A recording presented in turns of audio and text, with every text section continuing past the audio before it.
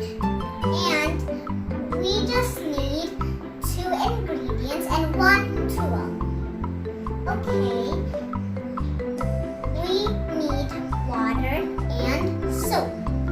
And also a bubble blower. Okay, let's get started.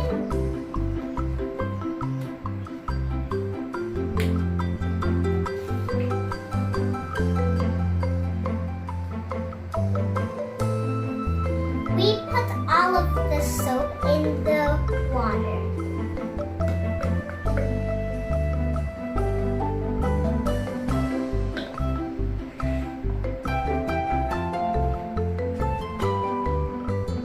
Now mix it.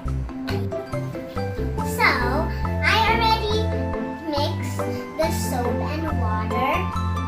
Now let's make bubbles. Okay, now put the bubble blower in the bubble solution.